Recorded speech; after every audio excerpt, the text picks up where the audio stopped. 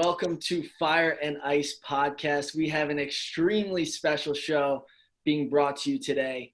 Normally we have a guest on for only one segment, but this guy was too good to pass up on for the entire show.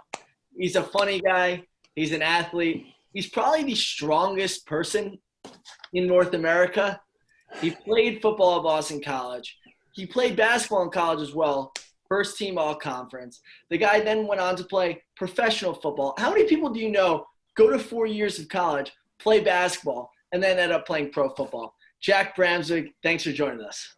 It's good to be here, boys. With an elite squad, excited to get this started. Before we even start, Jack, how much can you bench?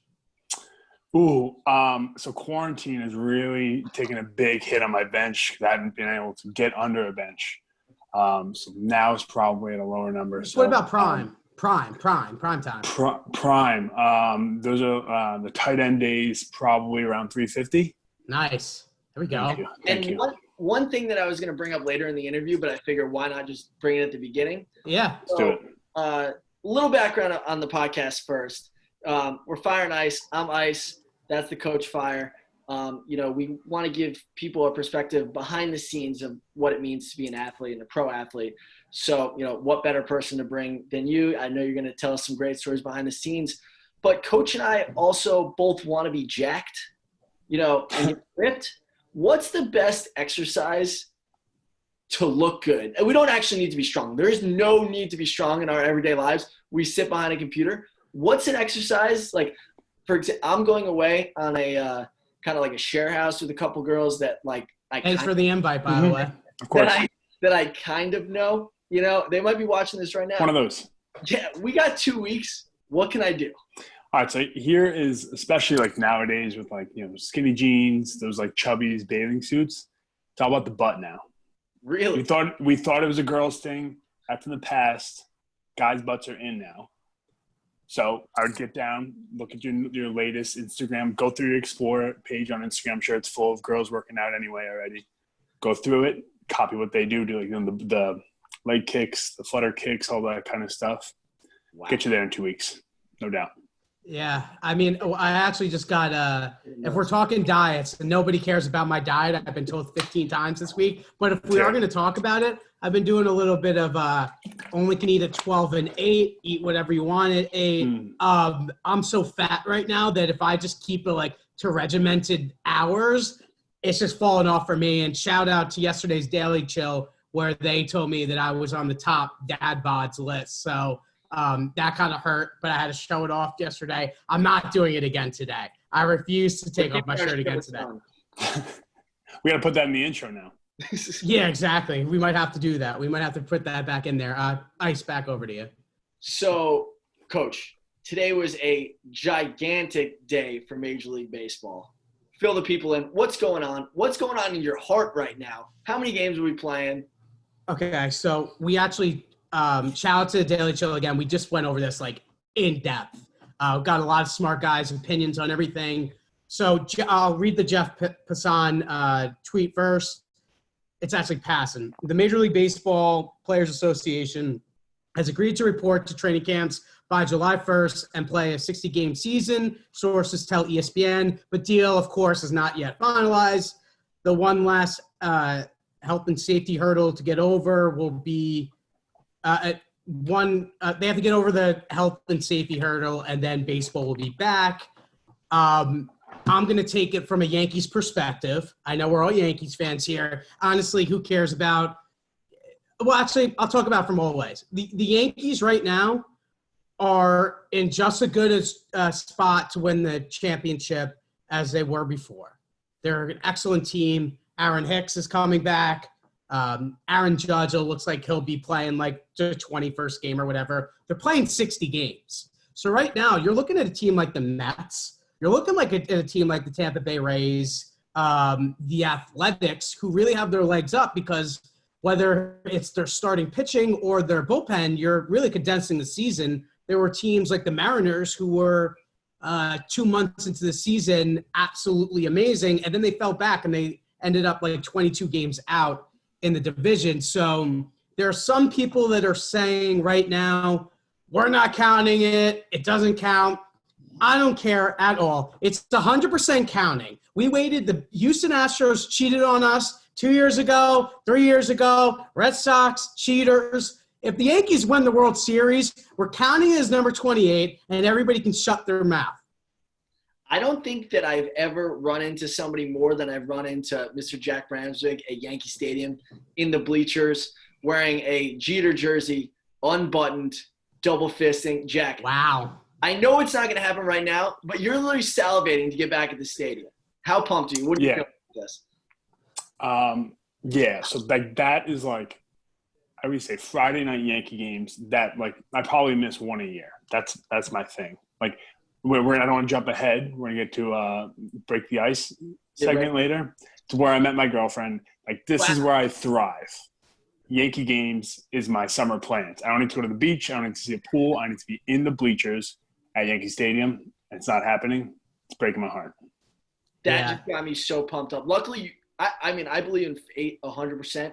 You met your girlfriend in the bleachers. So that was, in my mind, a higher power saying, we're going to give you this because we're taking away the season, So it's like, just don't say that. Well, are you going to say the same thing for my viral video? Because, I mean, I will say, I have felt heaven in the outfield at Yankee Stadium. I'll never forget when I saw the dove fly by and Giancarlo Stanton came up to Kanye and they're talking about Sleepy Hollow, and I knew there was going to be a home run. 7 seconds later, home run. So there is magic out there. But I don't know about all this being good. I don't like the silver lining. There is no silver lining. Thank you. There's no silver lining because I was going to say my hair is gray, but it's still brown right now.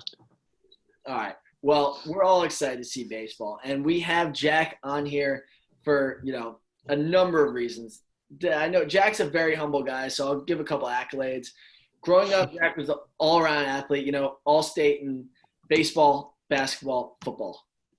So, Jack, the trifecta, what were you thinking in your college decision? Were you torn between playing football and basketball, or was baseball even in there?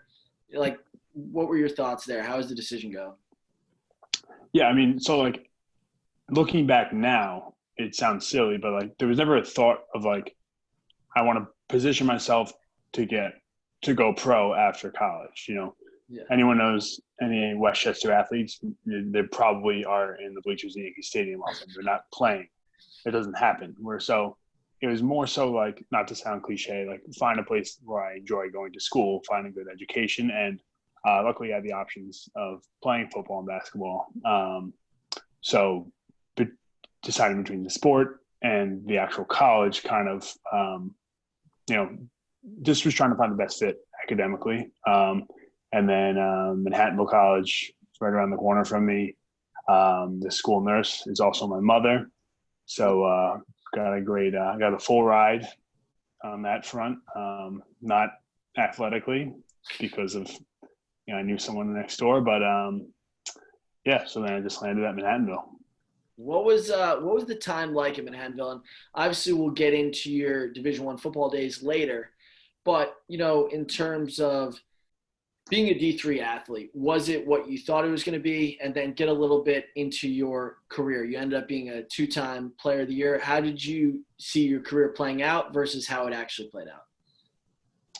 Yeah, I mean, so again, coming from, Westchester sports, I'll see somebody I know and we always just kind of, chop it up and talk about, remember that time at Irvington where James Sears scored 19 points on me? Like, shout out James Sears. I love that. And I never knew if that actually translated to the next level. So going in, it was like, I was ready for whatever got thrown my way. And not to say it wasn't competitive, but I was lucky enough, to get that starting spot right away when I got there. And it was never a point where I felt like I made it. So it was, that always hungry mentality where I'm like, okay, I'm starting now. I want to be, a real contributor. I don't want to be a guy playing 18 minutes a game. I want to be there 25, 30 minutes a game. So just kind of always looking for what's next. So I guess that's kind of just like what is athletics generally. It's just you always want to push for what's more. So a great experience there, great coach, great teammates, made some really nice, really good friends there. So great experience coming in Annville. I have another quick question real quick. So we did push-ups. I mean, we did a bench before. How many push-ups at your peak could you do in a row? So I think right now might be my peak. Let's go. Let's hear it. Thank you for teeing that one up for me. There we go. So I must say, long arms, got a long arm. So that's disadvantage. Disadvantage for sure. Give your dimensions, Jack, for the people that don't know, because you're sitting down. You can't tell how much of a giant you actually are. 6'5", 230 pounds. I got 9 7/8 inch hands. I think my wow. Yeah. So you could play quarterback for sure. Yeah, I'm right. I'm floating in that. That I think the 9 1/4 is the baseline. So for sure. Yeah, but to get back to the question, because I want to answer this question, it's probably right or just shy of 100, just going straight. Yeah, there we go. Not there yet. We're striving for greatness. So I'm back. Yeah. I'm back. I have a push-up contest with Brandon Tierney on CBS Sports Network. Tiki Barber is going to be the referee. He thinks he can do 5 for every one. I mean, he clearly doesn't know me. Ooh. Short arms, big chest, big heart. He's screwed. He owes me a pair of Cole jersey when that happens. So 100 I can't do, though. I did get up to – me? Yeah. Right now, I could probably do 50. When I was in my purest form, I could give you 80. I really could because I got the short arm. I'm going to have to see that. I'm your co-host. I'm your co-host. I support you, but I'm going to have to see 80. No. In my prime, 80. I could do 50 right now, easy. I just did 20. I've been doing sets of 20. My back, I got a backiotomy. So I'm not going to jump down. I mean, if you want to see how many I could do right now, I'll do it. Give me 10. I want to see form. Jack, coaches. Camera tilt. There we go. Jack, coach us through the form right now. Let's see. It's all about that arm lock. I want to see the arm lock. No, we can't see. Can you move the computer to the edge of the desk? I gotta move this there. There we go. Yeah. There we go. I want to see that arm lock. That elbow's got to lock out. There we go. Oh, yeah. You see that click at the end. That's good. He's nailing it. He's exploding.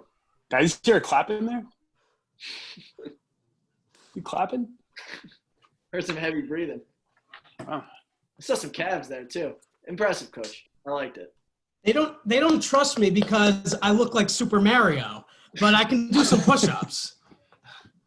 All right. I bet Super Mario is probably one of the best athletes of all time. I mean, listen, they always doubt me because I got a big belly and I like to eat hot dogs, but I dropped down. I mean, I did 2 claps. But that's all that matters. Jack, did that prove that to you, Icey? Did that prove anything? That proved 40. I like that race. I could see 40. I'm gonna have to see more. Just being honest. But I had a company in Loyola College. It was called No Doubt. You shouldn't doubt me. But if you want me to do the push-up challenge, you want to call me out like Brandon Tierney, I'm down to do another push-up challenge because I'll get it. When is it? Well, the pandemic happened. I'm down in Miami before. I'm down in Miami, dapped up Tiki, showed him my form. He said, you got this in the bag. And then the pandemic happened, and I didn't really want to push Brandon Tierney because he's got children, and I don't want to embarrass him in front of his children. He can't even leave his house. So playing it easy on that because we're going to get Tiki and Tierney on the show eventually. So I gotta play it right. We got to get some over-under odds on that. Seriously. Vegas is going to be all over that. And Icey, just let you know, that was my 200th or 190th push-up today. I love it. I'm supporting it. I need to see it. Seeing is believing. Angels in the outfield. So, Jack, back to the decision to play football. So you just wrapped up 4 years of college basketball in Manhattanville, drinking a ton of milk in the cafeteria, eating everything without a knife. For the fans at home that don't know this, Jack, how much milk would you put back per day, would you say? In my prime, it was probably 3/4 gallon a day. Yeah, it was every sitting was 3 cups in college. it was my move. Everyone go to the hot station first. I would go find the seat. We got 60 guys coming in from the gym after the games. Things are gonna get crowded. Get my 3 cups of milk, walk over to my seat, establish a seat, establish my milk. Then we go from there. So that was just for starters. Lunch, breakfast, lunch, dinner, 3 cups of milk. So yeah, just try it 3 gallon. I'm thinking before this away weekend, I might start doing a gallon of milk and squats, and then I'll be looking like you in no time. Do you think you could do a gallon of milk, Icey? In a day? In a day. In a day. Are you going to do a gallon every day? This isn't one sitting. If you do a gallon every single day, I might pay for your timeshare. Well, I mean, I want to see you get thick because I saw you in that pool 2 weeks ago, and we need to get you a little bit more thick. So, Jack, you just finished 4 years of college basketball. Like I said earlier, great career. What made you think, hey, I can play pro football? You haven't played football since high school. What, did someone get in your ear, or what was that? Yeah, so a family friend in town came to my senior day at Manhattanville, and I had like 2 put-back dunks, and I think I took 2 3-pointers and threw them off the back of the backboard and just kind of was making some noise on the rims that day. And he kind of had like a thought to himself where he's like, I think Jack's playing the wrong sport. And I think that's more of a credit to my dunking, not the missed 3-pointers. We don't have to put any emphasis on that. But he called me probably like a week later and said, hey, you done playing? I'm like, yeah, we lost in the conference semifinals, blah, blah, blah. Career's over. This sucks. So he's like, how do you feel about playing football? I'm like, yeah, I would love to, but what do you mean? And again, not a thought to play pro at this point. So he's like, why don't you run your 40, do your vertical, do all those combine-esque, because this is right after March. This is right on the combine pro day times for the college kids. So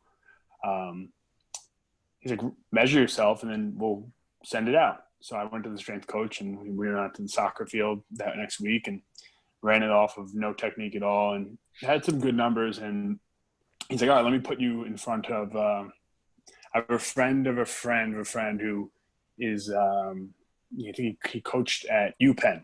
And what kind of numbers are we talking without training? Like some measurables. So pre like anything, the vert was there. Probably I think I had a 36 back then.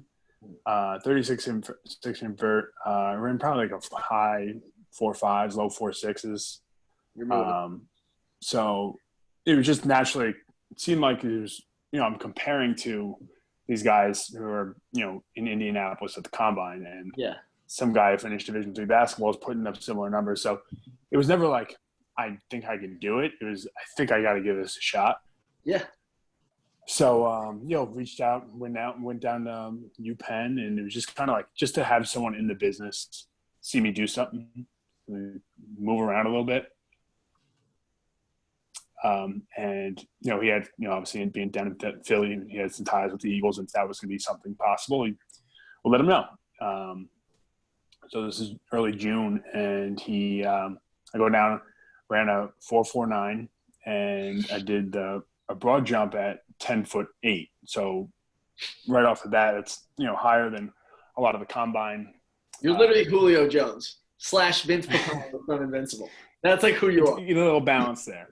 So it was like, again, haven't put a helmet on, haven't got knocked down, catching the ball over the middle, haven't caught a pass yet. So again, like, you get some guy, at the Olympics, and he could probably put those times up also, but he'll start batting passes down when you throw it to him. So you got to find, can he actually do it? So we started making some calls and kind of suggested, why don't you play a 5th year of college? And I didn't know that rule had happened. And I think there's been a few, like Greg Paulus at Duke, who played at Syracuse. And I did some research on it, and it was, definitely something that could happen. So at this point, I'm like, I want to play in the NFL. And it was a huge, Division III basketball to the NFL was an enormous jump that didn't really make sense to myself or anybody at the time. But I'm like, decided, let me go to the NFL.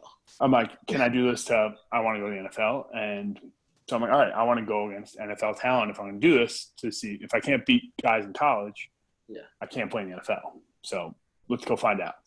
So I reached out to, I think it was Richmond, Fordham, Maryland, Boston College, Syracuse, I think Rutgers, just all the big D1 schools in the New York area,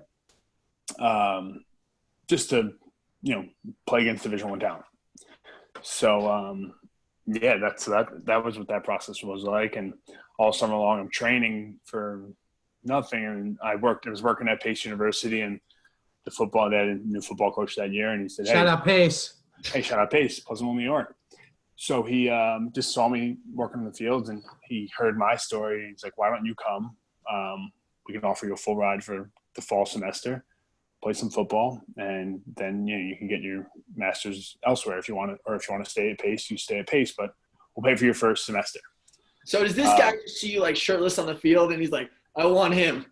Bandana around, shirtless on the field, riding the tractor, mowing the lawns right outside his office. It was like the perfect story situation. And it was all ready to happen. And then a few days before camp was about to start, I get a phone call from a guy from Boston College that I hadn't spoken to all summer. He said, Jack, you commit to play anywhere? And I'm like, I'm going to play at Pace University. He's like, you signed any letters yet? I'm like, no. He's like, send an application in to Boston College. I'm like, wow. ACC. Okay. A little difference than the NE10 Division II Pace University. And then sent an application in on a Friday afternoon, got admitted on a Monday, had a helmet on a Tuesday. And it was, that's how that process went. That's an insane turnaround. That is wild. So, I mean, that doesn't happen for normal students. You're not, applying on Friday and on campus by Tuesday. They pull a couple strings. And is that strictly off of measurables? Or was there any tape? Did you send them like high school football tape, or how does that work? Yeah. So, high school football tape wasn't really what I wanted to show them because, I was 17 and I was a decent athlete in high school, but compared to what I'm at now at this point. So I just made a highlight tape of just block shots, dunks, steals, diving on the floor, like just gritty basketball plays. That's on YouTube. So I just was like, all right, I sent him this link, and he kind of just had it in his back pocket for all summer long. And I never asked the question of what took him so long, but he calls me a month after I sent it, and he's like, all right, you're coming up. I'm like, all right, done. It was the milk. It was definitely the milk. Thank you. 100% the milk. What kind of drink also? Whole milk, I assume? Whole milk. Yeah. Thank you for assuming that. Yeah. Just an American human. Yeah. Jack Bramswig. Just American through and through. You absolutely love to see it. Thank you. So I have a question. The BC plays the red bandana game, right? Yes. So do you have any moments from there or anything? I mean, that's pretty motivational every year. I know you guys play that game. So what was your – so Boston College primarily recruits – I shouldn't say primarily, but a significant portion of their recruits and their players are from Jersey. So obviously for the people who don't know what the red bandana game is, there's a guy in Welsh Crowther from Nyack, New York, and he worked in the South Tower of the World Trade Center on 9/11, and when the second building was hit, he made rounds going up and down 17 flights of stairs several times, and he was unidentified at the time, but he saved numerous lives for his brave actions at the time. And the parents were looking for some information. Anyone see my son? This is months later, and some lady from, I believe from Jersey City said, yeah, like there's this guy who had a red bandana over some, always with me. His guy had a red bandana over his face, and he was just barking, and he seemed like he knew exactly what he was doing. We thought he was a fireman. It turns out he was working on Wall Street, and he carried her down the flight of stairs, dropped her off, and ran back into trouble. Unfortunately passed away that day, but so Boston College had he was a Boston College student, so they had a game they have a game every year where they honor Wells. And it's all, Boston College, bandana gloves, helmet stripe, cleats, the whole nine, where the whole uniform is decorated out in that bandana gear, it's unreal. But to get to your question about any moments, so this is game 3. We beat UMass at Gillette Stadium, lost to Pitt, a conference game, which we probably should have won. Pitt always wins. I don't get it. Like, they're never like that good. They always beat better teams. Sorry. Yeah. I feel that too. So then it's, like I said, the third game of the year, and we have Friday night game, USC coming into Boston College, and they're number 9 in the country. So, I think they had 8 NFL players on that roster, and it just kind of, we're all getting worked up. And this is, I believe they did a red bandana game the year before, but it wasn't as big of like a deal. Like the cleats and like the decorative stuff wasn't there. And it was a Friday night primetime game on ESPN. So it's, we're at that walkthrough on Thursday, and we're looking at the ESPN camera setting up, and we're like, this is awesome. And again, so this is September 2014. In March 2014, I was at Kennedy Gymnasium in Purchase, New York, playing against Misericordia. And for those of you guys who want to know what Misericordia is, exactly. So, and I'm like, you're not streaming my games online anymore. You're just turning on ESPN. So this is awesome. Game, yeah. And, not to get into the details of the story, but it was just like, we had like another guy out there, and it just seemed like little breaks were going our way all game. And, long story short, we take down number 9 in the country. My parents, my brothers, and it was their first game they came to. And, 5 minutes after the whistle blows, the game ends, everyone's onto the field. I'm celebrating, and just getting thrown around in this pit, and I have a helmet on. I'm like, I don't know what's about to happen. And all of a sudden, my helmet just gets scooped up, and my nose gets like dry. I'm like, oh God, someone just stole my helmet. I look to my left, it's my older brother Danny, has my helmet on his, just screaming like his face off. And I'm like, iconic. How awesome is this? Like, this is so cool. That's unbelievable. Yeah.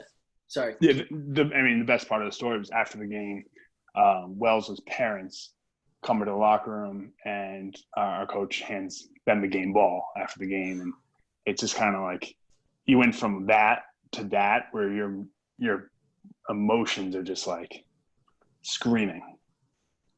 Yeah, that's great. I got goosebumps as well. No lie. Yeah. And honestly, if we're being completely honest, my research wasn't to T. I didn't even know that you beat Miami that year, but that's what happens here. You had the bandana, just like they were helping. He was helping you on the field. Yeah, didn't know the question was coming. There. You already had the question ready. Coach, this is a little something I think you'd appreciate. So I may or may not have visited Mr. Bramswig in Boston. I may or may not have put on all the red bandana. Went out to the football field, flipped the tire. Kids came over to me and asked me if I was on the team, if they can get autographs. This might have carried over to the bar. I might have, had a full persona of a Boston College football player while I was there. I didn't have the physique, but, It definitely happened. What did you say? What did you say? What position? I didn't lie. I just didn't overshare. Oh, yeah. Like a lot of just like what position, like, you gotta just play hard, stay humble. Like a lot of those kind of deflecting, but don't say, no, I don't play. Gotcha. Deflect. I like that. You know what? Speaking of deflecting, we usually get into this a lot earlier. Let's get into breaking the ice. I have one more question before we get to breaking the ice. All right, do it up. Actually, I have a couple more. Sorry, we're going to get there, but there's a couple things that I really wanted to ask about. So when you guys are dapping each other up after the game, the cameras are on. Are you ever looking for somebody on the other team? Like, oh, we're playing Florida State. Like, let me get Jameis, to get on TV.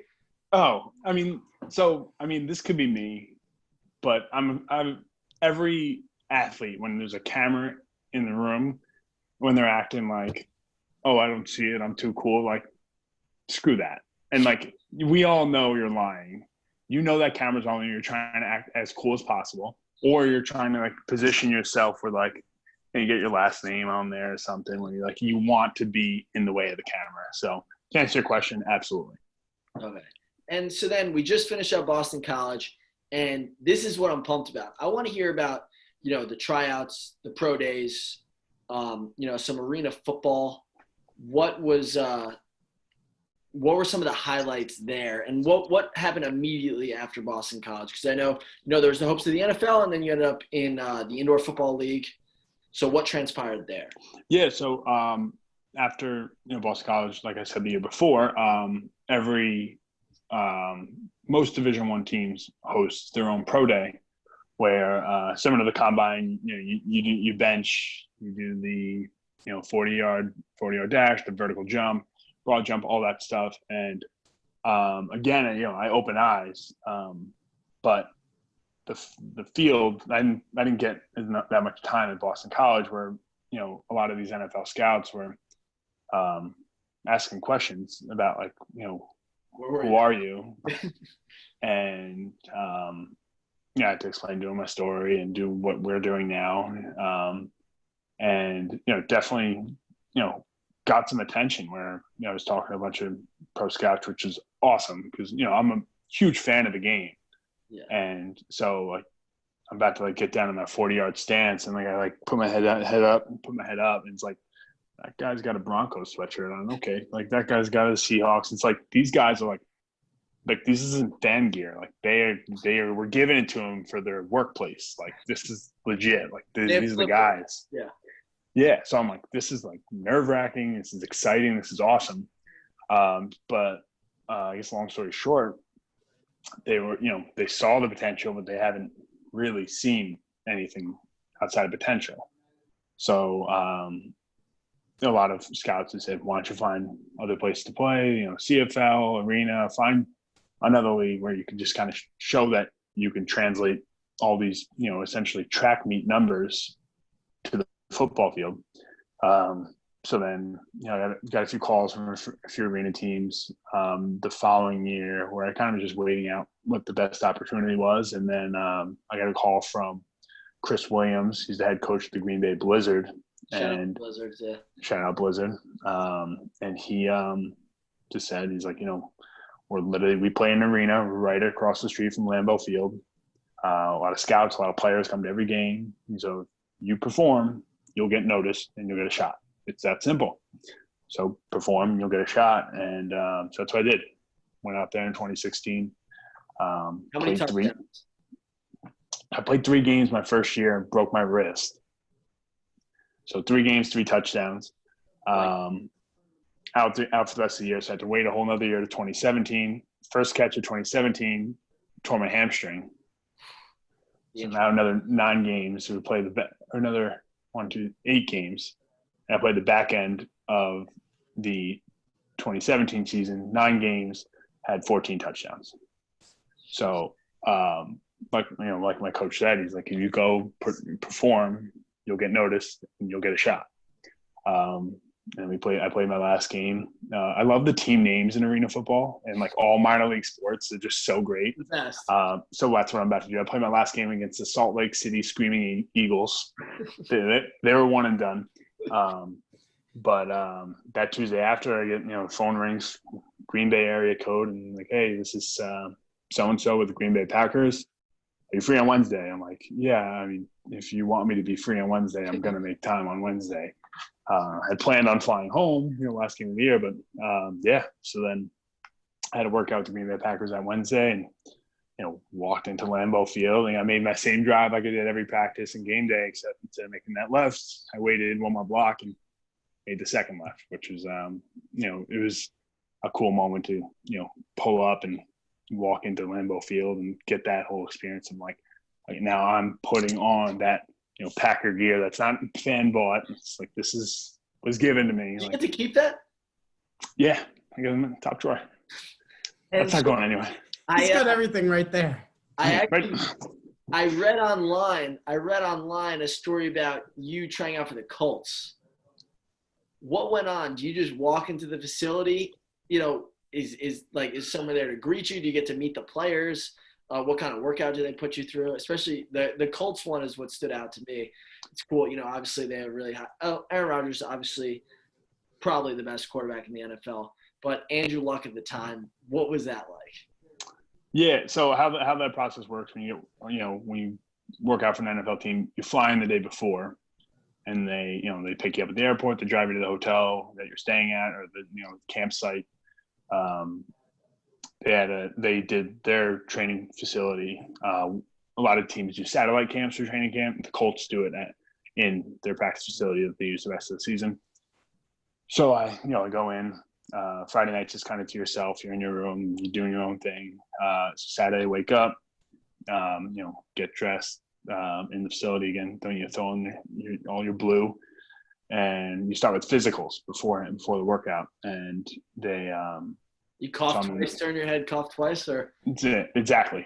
I've gotten the most physicals out of anybody in the last 4 years. Everywhere you go, why not get your physical? I'm like, I'm healthy, I swear. My mom's a nurse. Exactly. I'm like, my mom could take care of this. So I walk in. I'm in the training room by myself, and there's one guy at the end of all the way at the other end of the training room. There's 15 training tables, and there's 8 guys surrounding this one guy on the table, and he's just he's got his shirt off and just looking up, not in any pain. I'm like, what's that about? I'm like, put my headphones in. I'm not paying attention. Let me get in the zone. I'm about to work out. Yeah. So then, texting. I'm in the facility. Things going well. Texting my family, and this guy gets up, walks away. I'm like, oh my gosh, that was Andrew Luck. I'm like, I'm like in my phone. I'm like, all right, back to fan mode. I'm like, where's this guy going? I'm like looking over my shoulder. I turn off the music on my phone, have my earphones in. I'm like, all right, I gotta wait for this guy. I gotta find. I'm like, if this guy comes back in, I gotta say something to him. And I was with the Chiefs 3 days before that. And one of the Chiefs front office guys played at Stanford with Andrew Luck. So I was like, I have an in. I have something to talk about. He said to say hi. I'm going to say hi for this guy. So sure enough, walk in. This is like a chest high border between the training table and the physical therapy place. And this guy walked in, and Andrew Luck walks back in. I'm like, oh my God, how's it going? He's like, oh, you're working out for us today? I'm like, yeah. Probably getting on the field an hour or so. I'm like, oh, Ricky Seal says hi from the Chiefs. He's like, oh, I was like, that guy's the man. We had some great memories together. I believe he was the running back for him in college. And again, this guy's he's shirtless, Andrew Luck, and he's looking where he's getting it from here down. I see him, and he's like, oh, so where are you from? And I'm like, Andrew Luck's taking the time to get to know me. Like, this guy's a really good guy. I'm like, talking for 30 seconds, and then he comes around the training table to come back to me. Andrew Luck's naked. So go from I'm killing it, Andrew Luck thinks I'm the coolest guy in the world, to my eyes are, I'm a bobblehead right now. I'm like, what am I doing? Look at this guy. I'm like, nice to meet you. Nice to meet you, sir. I don't know what I'm doing. Did you go handshake or dap? Because you don't go all the way in. What'd you do? I'm laying on the table. I got my earphones in. I'm getting in the zone. I don't have time for Andrew Luck right now, but I'm kind of just in and out of the conversation, one in, one out. And so I had another 30-second conversation and probably walked away because I was not in the right state of mind, where I was completely caught off guard. I'm like, I don't normally, college locker rooms, high school locker rooms, even, you shower with your teammates, but I'm meeting a celebrity at this point, and I don't know, this is not how I normally meet celebrities. Is he the most famous person you've ever seen naked?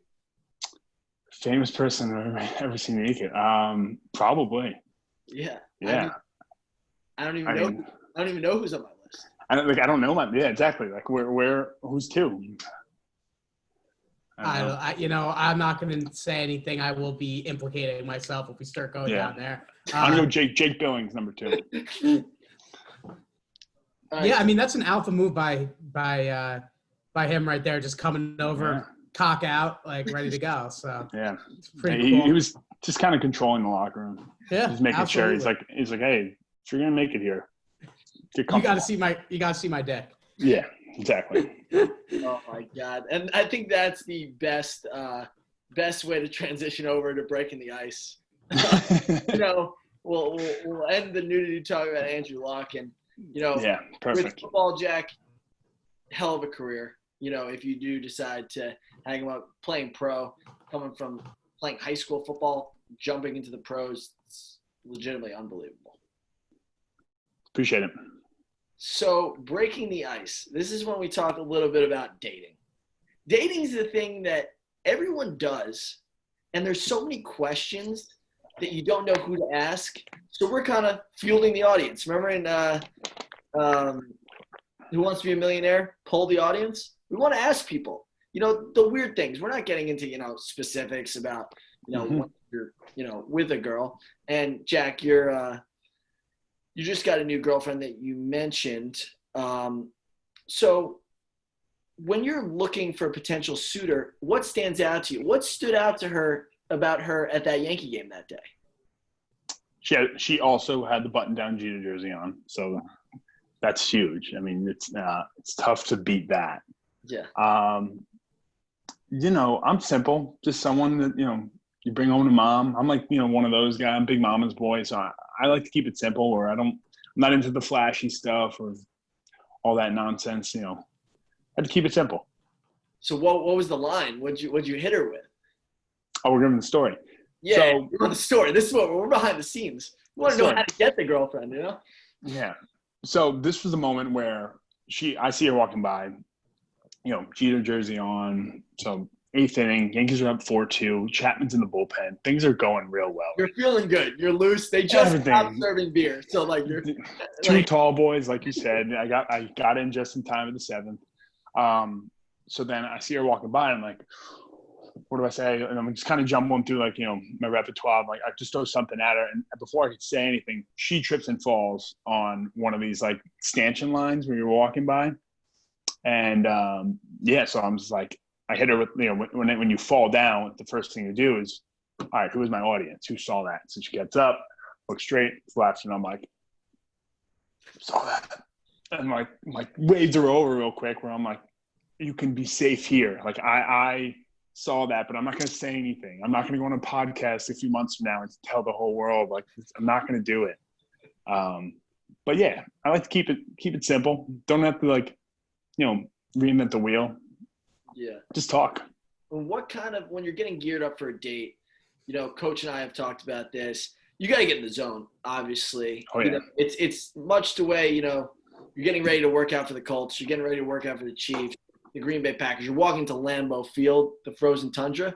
What do you have in those headphones? What are you listening to get pumped up?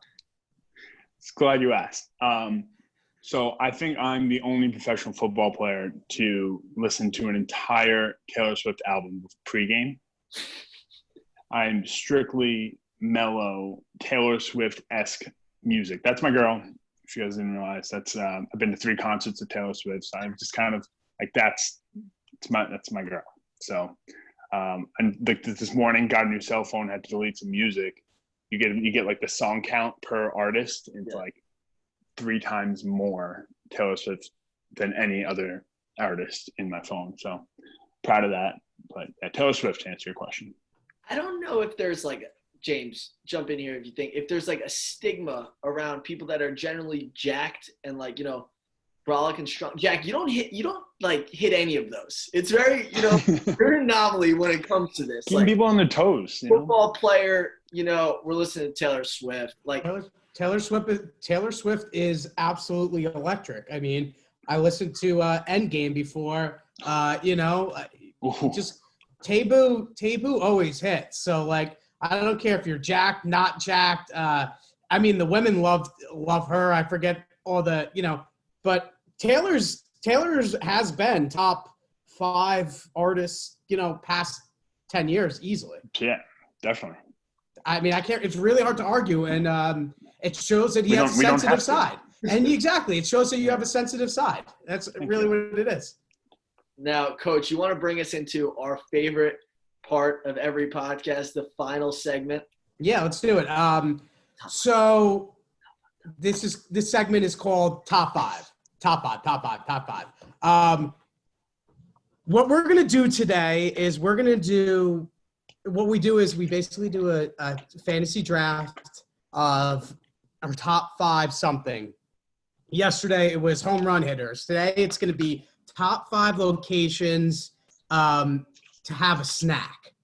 So I don't know the order. You know what? I'm going to introduce it. We're going to let our guests go first. Icey, you can go second, and then I'll go third. And it's like a snake draft. So after I'm going to go up, and I'm going to do 2. It's very simple stuff, but Jack, because you're a fun guy, we wanted to have you on and do a top 5 with you. This is our first ever time having a an athlete guest doing the top 5. So Wow.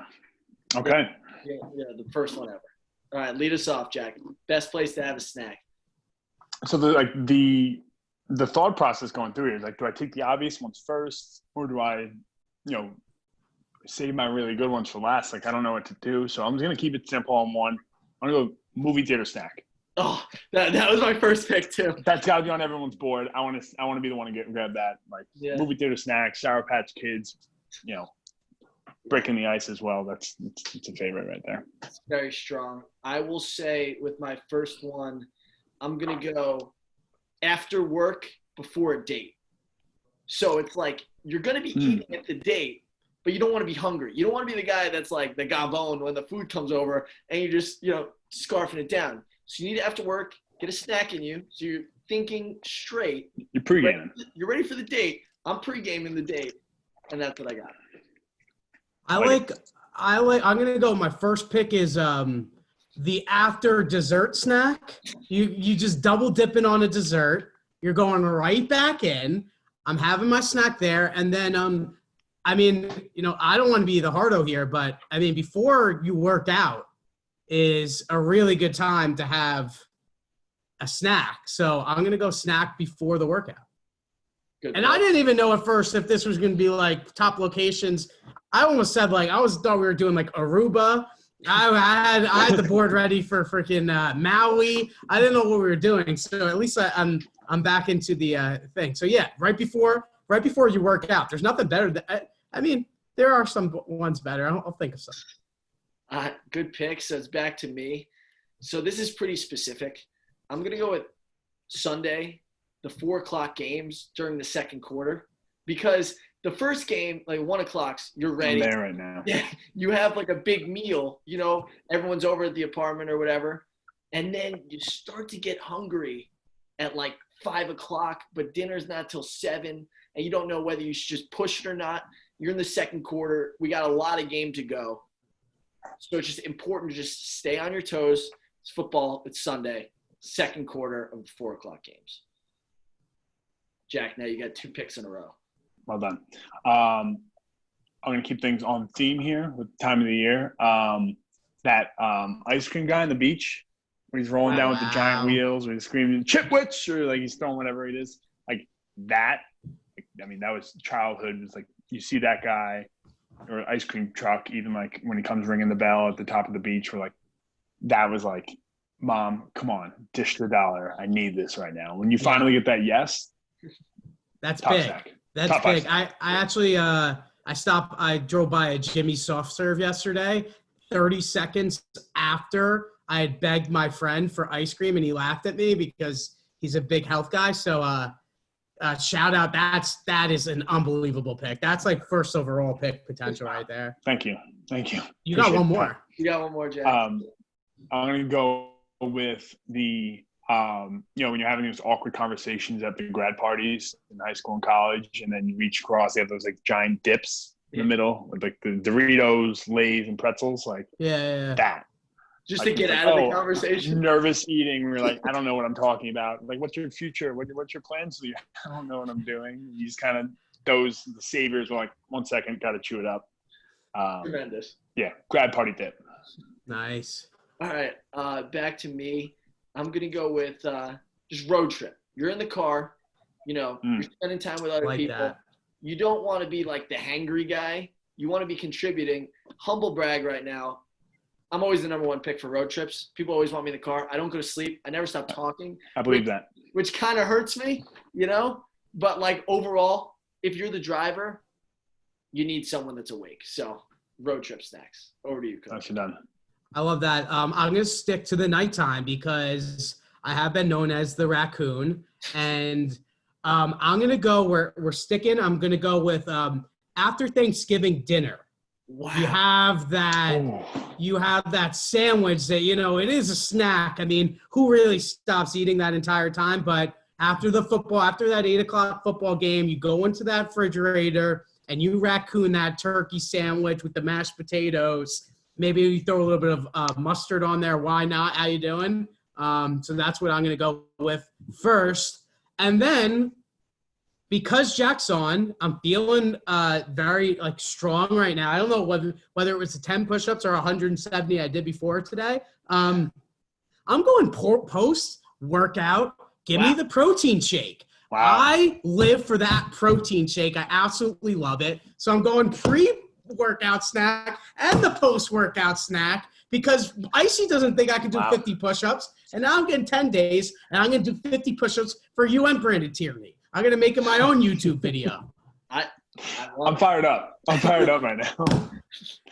I think you two guys will appreciate this. Normally, I'm a middle of the third eater at Yankee games. And middle of the third, we start at 7 o'clock. Then it's like 9 by the 7th. I'm hungry again.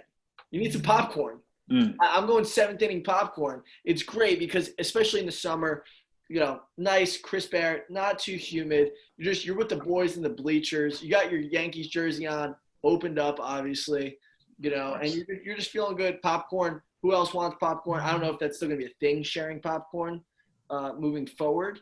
But in an ideal world, popcorn in the 7th. Love it. Okay, I got one that might not qualify for snack. Just do it. There's no rules. There's no rules. Okay, perfect. When you're sitting there, I want to picture yourself in this moment, man. Kind of like a close your eyes moment. When you're sitting there, you got your Dixie cup right next to your name tag in 3rd grade.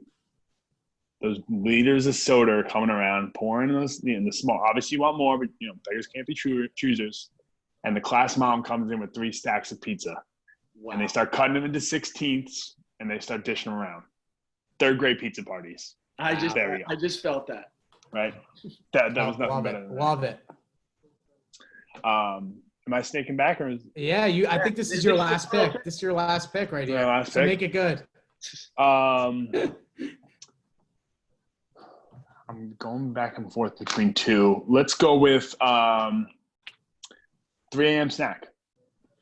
Love it. You get back to the bars, go to the fridge, hot pocket, leftover pasta from 3 weeks ago, whatever it is. Bang, 3 a.m. snack. Love it. That's a great one. It's my final pick. I don't know if you guys are skiers, but the chairlift snack. You're doing so much, and you're kind of there, and everyone's like, I'm kind of hungry, but I don't want to go to the lodge because then people are going to start getting boxed down there. We're not going to get back to skiing.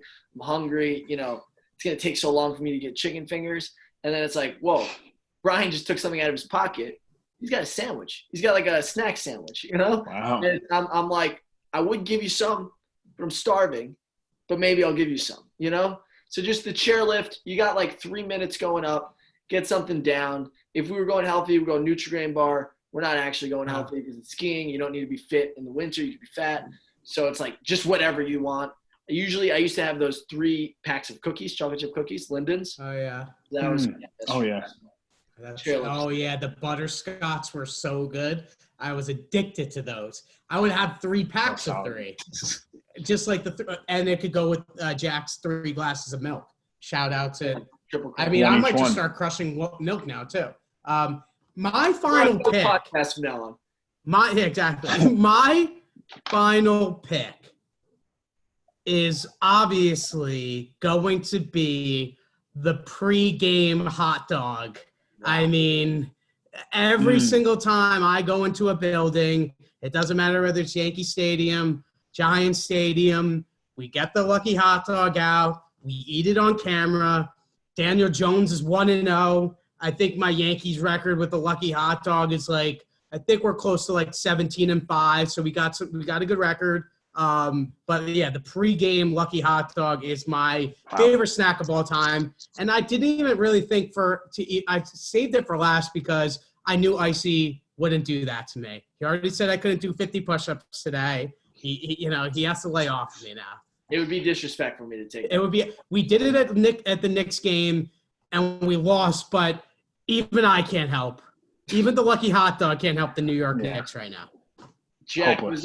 was there any that were on like your first four out right there that you really wanted to include that we could still get out to the audience?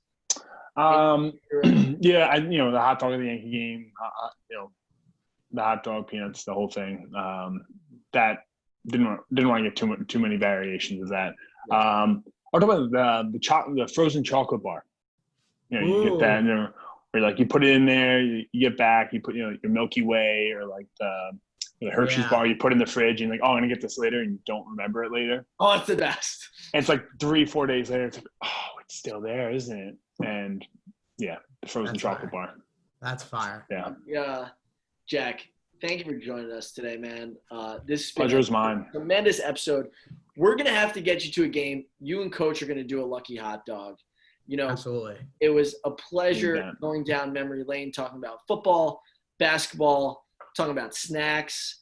Coach, is there anything else you want to say or ask Jack before we head out? No, it was an absolute pleasure. I really appreciate you coming on, as always. And I'm just going to say it. Let's go Yankees. Oh, yeah. It's time. It's time. Jack, anything you want to say before for all the viewers out there?